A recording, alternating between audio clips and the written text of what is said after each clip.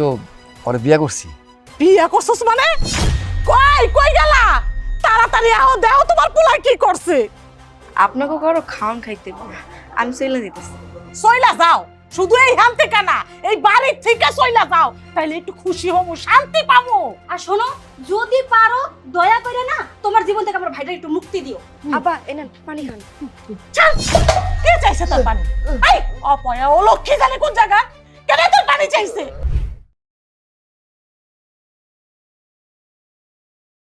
আরে বাপ মা মরা পুলোটা কত কষ্ট করে এই বাড়ি করলো, বিয়া করছে 1 মাস হইল। আমার মনে হচ্ছে মেয়েটা অপয়া বিয়ের 1 মাস পরেই স্বামীটারে খাইছে। আহারে, মায়েরা অল্প বয়সে বিয়ে করে বিধবা হয়ে গেল, এখন তো আর কেউ বিয়ে করবো না। কি আর হইব, অল্প বয়সে স্বামী মরছে তাতে কি হয়েছে, যৌবন তার ফুরায় নাই কিয়া। এগুলা মাইয়ার পোলা মানুষের অভাব হয় না। কি ভাই, আপনি কি নজর পড়ছে? হইলে খারাপ হয় না, কিছুদিন যাই আর পরিবেশটা ঠান্ডা হোক, তারপরে একটা কিছু করুন।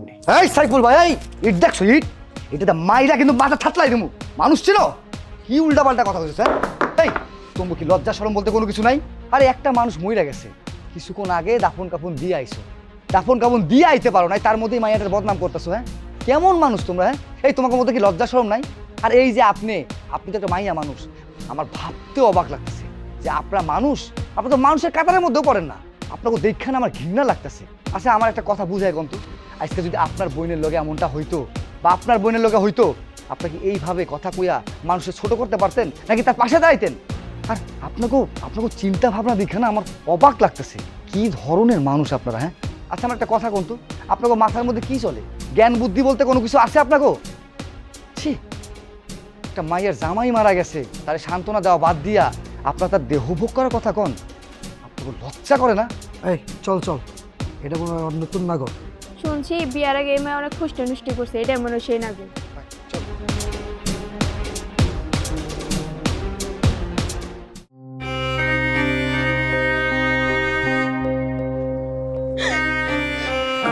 আরে কি ব্যাপার, তুমি এইভাবে কান্না করতেছো কেন?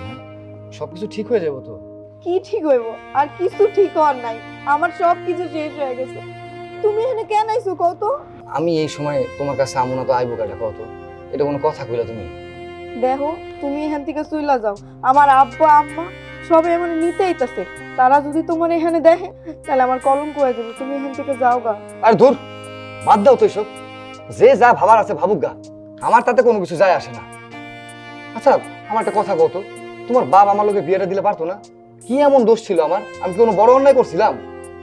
ও বুঝতে পারছি, আমি তো বেকার, আমার তো কাজ বাজ কোনো কিছু নাই, থাকলে না আমার বিয়া দিব? বিশ্বাস করো আমি কখনোই এই জায়গায় আইতাম না। কেন আইছি জানো? যখন শুনলাম তোমার জামাই অ্যাক্সিডেন্ট করে মারা গেছে, বিশ্বাস করো আমি না পাগলের মতো হয়ে গেছিলাম, কি করুম না করুম বুঝতেছিলাম না, খালি মনে মনে ভাবতেছিলাম আরে আমার মৌমিতাটা কি হইব, হ্যাঁ এখন কেমন আছে, কি করতেছে। যেদিন আমি শুনলাম তোমার বিয়া হয়ে গেছে, সেদিন জানো আমি না মন থেকে অনেক ভাঙা গেছিলাম, কিন্তু আমার মনটা চাইতেছিল তোমার আমি জোর করে উঠাইলো, এই পারি নাই, করতে পারি নাই আমি শিখাম, কারণ আমি তো তোমার ভালোবাসছি না, এই লেগে না আমি চাই না তোমার কোনো অসম্মান হোক। কিন্তু আমি যদি চাইতাম আমি জোর করে হইলেও আমি আমার সাধ্য হাসিল করতাম, কিন্তু মাঝে মাঝে আমার মনে হইতো কি জানো, আমি আমি তোমার অনেক বড় একটা ক্ষতি করে দিই, পাগল মন তো বোঝে না, অনেক ভালোবাসি তো তোমারে, তাই ভাবছি যাক গা, কেউ যদি আমারে কষ্ট দিয়ে আমার দুঃখ দিয়ে ভালো থাকতে পারে, সুখে থাকতে পারে, তা থাকুক, আমি যারা ভালোবাসছিলাম তাহলে সুখে রাখার লাগে, এই জন্য আমি আর কোনো কিছু করি না। কিন্তু বিশ্বাস করো আমি না আমার আজকে আর আটকা রাখতে পারিনি, তাই বাধ্য হয়েছি আমি এখানে আইতে। তুমি এখান থেকে যাও, তাহলে কেউ যদি দেখে তাহলে আমার কেলেঙ্কারি হয়ে যাবে। যাও এখান থেকে। সারাটা জীবন এসব কেলেঙ্কারি আর মানুষ কি কইবো এসব নিয়ে পড়ে আসো। ঠিক আছে আমি যাইতেছি, একটা কথা মনে রাখো, আমি কিন্তু আবার আসবো। কেন? কেন আবার তুমি বুঝতেছো না? আমার ভালোবাসারে ফিরে আনা আসবে, সেটা কোনোদিনও সম্ভব না। কেন সম্ভব না? কিসের জন্য সম্ভব না? কারণ আমি বিধবা। তুমি যদি আমার বিয়ে করো, তুমি তোমার পরিবার সমাজের কাছে তুমি মুখ দেখাইতে পারবা না। আরে বাদ দাও এই সমাজ, কোন সমাজের কথা কইতেছো? আমি এসব সমাজ পরিবার কোনো কিছু ডরাই না। দেখো আমি তোমার কাছে হাত জোর করে কইতেছি, তুমি এখান থেকে যাও গা, তারা কেউ যদি তোমার আমার লগে একবার দেখে এইভাবে, তাহলে আমার কেলেঙ্কারি হয়ে যাবে। তুমি এখান থেকে যাওগা, প্লিজ যাওগা। ও সারাটা জীবন তো পড়ে রয়েছে, মানুষ কি করবো না করবো এটা ভেবে। ঠিক আছে আমি যাইতেছি।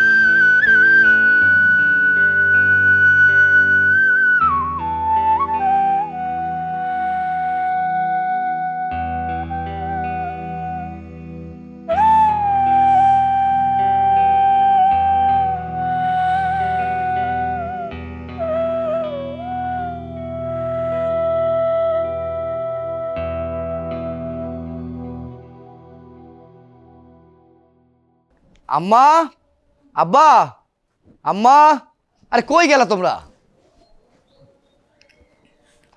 কি রে, কি হইছে? এমনি চেঁচাইতাছস কেন? আর তোর লগে মাইয়া ডাকাডা? আম্মা, আমি তো ওরে বিয়া করছি। বিয়া করছস মানে? কই কই গেলা? তাড়াতাড়ি আও, দেও তোমার পোলা কি করছে। আরে তুই চিল্লাইতেছো? সুজন আবার কি করলো? দেখো তোমার ছেলে কোথাকার কোন মেয়েকে বিয়ে করে নিয়ে এসেছে, চেনা নেই জানা নেই। ওই মেয়া দেহি দেহি তারে। সুজন যার কিনা কয়েকদিন আগে স্বামী মারা গেছে, আর তুই তুই তাকে বিয়ে করেছিস? শেষ পর্যন্ত একটা বিধবাকে তুই বিয়ে করলি? আই হারামজাদা, তুই এখন এই মুহূর্তে আমার বাড়ি থেকে বাইরে হয়ে যাবি। আরে ওই তুই কি ভুইলা গেছস? হ্যাঁ, তুই এই মেয়েটারে ভালোবাসতি। ওর বাপ কি করছে? পয়সাওয়ালার কাছে তার মাইয়ারে বিয়া দিছে, সেই স্বামীটারে তোরে খাইছে, খাইয়া এখন আবার তোর কাছে আইছে তোরে খাওনের লেগা। মা, আমারে কেউ কয় না ওরে বিয়া কইরাম। ঠিক আছে, আমি নিজের ইচ্ছায় ওরে বিয়া করছি। আমি আগে ওরে ভালোবাসতাম, আমি এখন ওরে ভালোবাসি। ও সুজন, ভালোবাসা আর বিয়ে এক কথা নয়। হ্যাঁ, আমি মানলাম তুই বিয়ে করেছিস, কিন্তু তুই যদি একটা কানা খোরাকে যদি বিয়ে করে আনতি, আমাদের কোনো আপত্তি থাকতো না। এখন এখন আমি কি করব? এই সমাজের মানুষের কাছে আমি কি বলবো? হ্যাঁ, আমার উঁচু মাথাটা তো তুই নিচু করে দিলি। এই একবারও কি এই বাবা মার কথা তুই একটু ভাবলি না? মা, বাবা, আসলে সব দোষ আমার। আমি চলে যেতেছি। আমি চাই না আমার জন্য আপনাদের অপমান হোক। চুপ! নাটক করস? ওই কারে বাবা মা কইতাছস? হ্যাঁ, কেনে তোর বাবা মা? আর একবার যদি বাবা বা মা বইলা ডাকছস, তোর জিভ টাইনা আমি ছিঁড়া ফেলামু। মা, এইবার থামবা তুমি। তখন থেকে মুখে যা আইতেছে তাই কই যাইতেছো। শোনো, তুমি এই বাড়ি ছেড়ে কোথাও যাইবা না। আমি তোমারে বিয়া কইরা আনছি, আর আমি তোমার স্বামী। আমি যা কমু তাই হইব। ওই এই বাড়ি ছেড়ে কোথাও যাবো না, এটাই আমার শেষ কথা। এই চলো ভিতরে চলো, থাকতেই তোর বউ লইলা।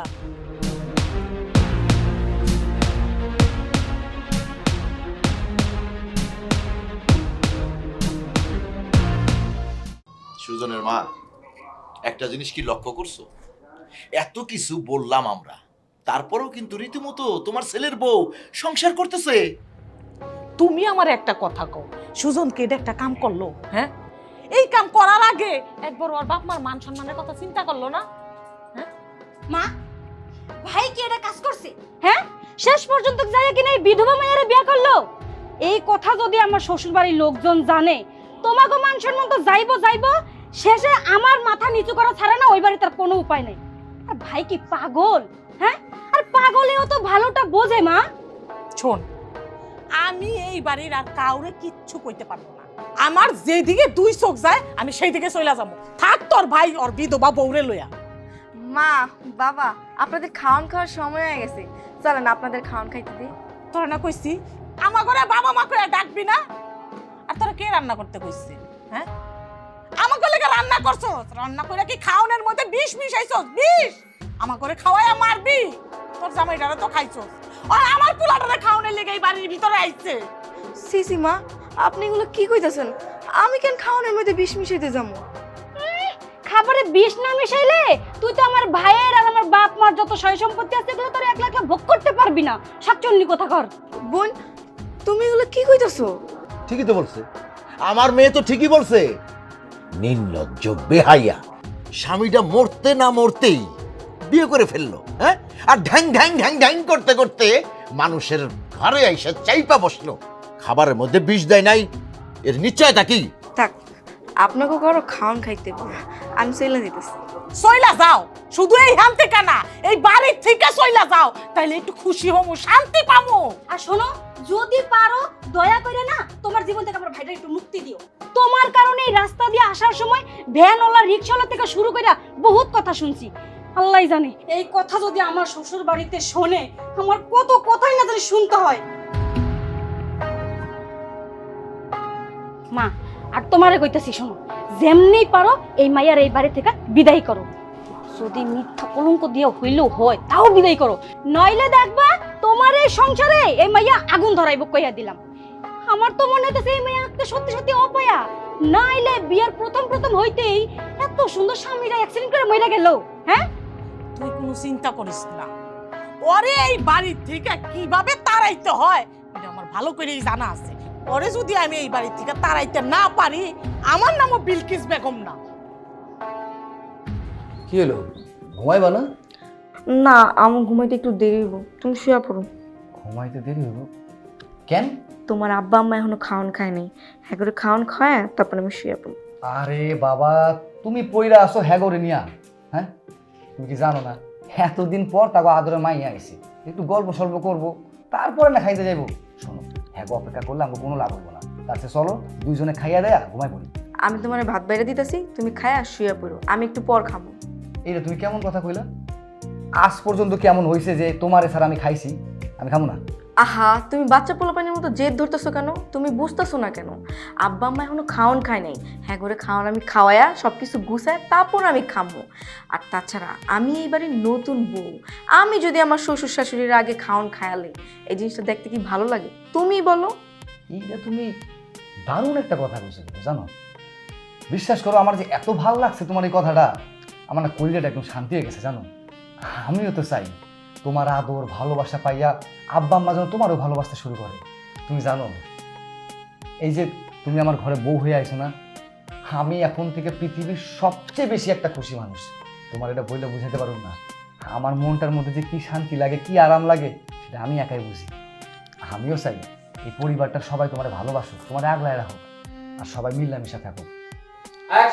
এখন শুধু আমার মাত্র একটাই চাওয়া, আমি চাই আমার পরিবারের লোকজন তোমার ভালোবাসুক, বাস। আমিও তাই চাই, সবাই যেন সুখে থাকে। আচ্ছা চলো, তোমার খাওয়ান বেড়ে দিই, খায় শুয়ে পড়ো। ঠিক আছে, চলো।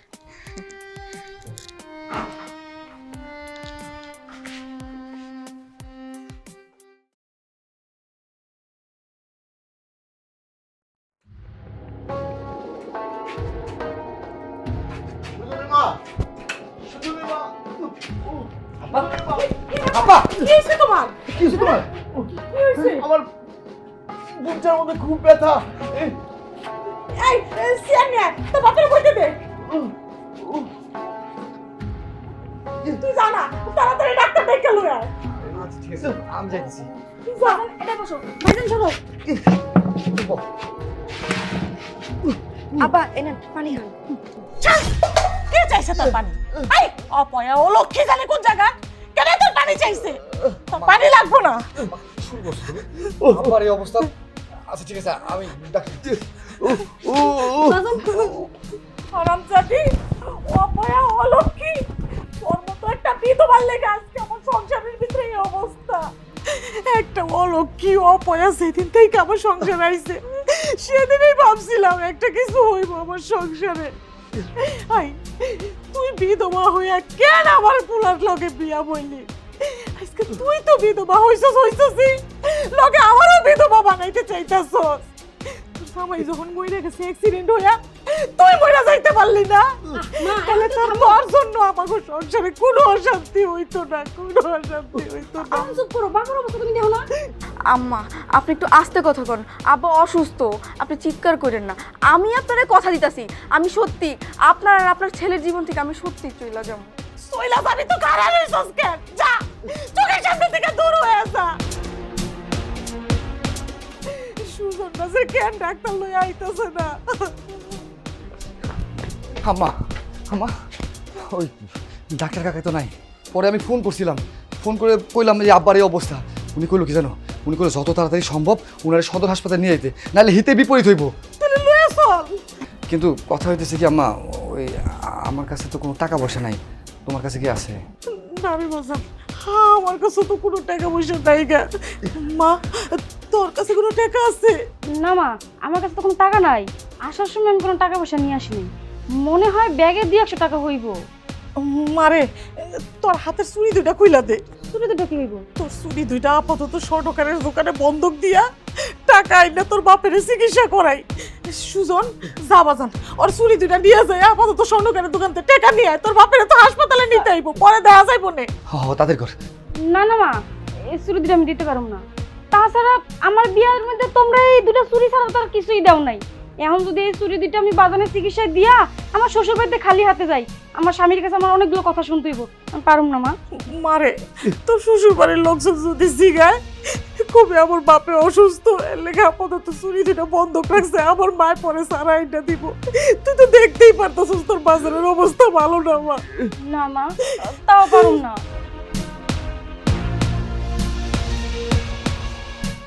আমার এই চুড়ি দুইটা নেন, আমার এই চুড়ি দুইটা বিক্রি করা আপনি আব্বার চিকিৎসা করান। ওহো শুনছো, তুমি আমার চুড়ি দুইটা নাও, তাড়াতাড়ি বিক্রি করে তুমি আব্বার চিকিৎসা করো, যাও। আচ্ছা ঠিক আছে, আমি যাইতেছি। দাঁড়াও মা, কই যাইতেছো তুমি? তুমি কোথাও যাইবা না। আমার ভুল হয়ে গেছে মা। তুমি বিধবা মহিলা, তোমারে কত কথা শুনাইছি, আমি তোমার মাইনা নিতে পারি নাই গা। বিধবা তো কেউ ইচ্ছা করে হয় না, স্বামীর আল্লাহ লয়ে গেছে দেখে বিধবা হইছে। এখানে তো তোমার কোনো দোষ নেই মা। আমি তোমার মাইনা নিছি মা, তুমি পারলে আমারে মাফ করে দিও। ছি ছি মা, আপনি কেন আমার কাছে ক্ষমা চাচ্ছেন? মায়েরা কখনো ভুল করে না, আসলে ভুলটা আমারই উচিত হয়নি। আপনার ছেলের কথায় আমি একজন বিধবা মহিলা হয়ে একটা অবিবাহিত ছেলেকে বিয়ে করা, এটা আমার একদমই উচিত হয়নি। আমি চলে যাইতেছি মা। আরেকটা কথা, সুজন আসলে ওরে বলবেন ও যেন আমাকে ক্ষমা করে দেয়। আর আম্মা, আপনার এই ছেলেরে না আমি আপনার কাছে দিয়ে গেলাম, পারলে আপনার ছেলের একটা ভালো মেয়ে দেখা বিয়া দিয়ে দিন। দেখবেন আপনার এই ছেলে আর এই সমাজের মানুষ আমার গল্প ভুলে গেছে। গ্রামের মানুষ কি কইলো না কইলো তাতে আমার কিছু আসে যায় না। আমি এসব কিছু কানে নিব না। আমি তোমার আর সুজন রে আবার নতুন করে ধুমধাম করে বিয়ে দিব মা। আম্মা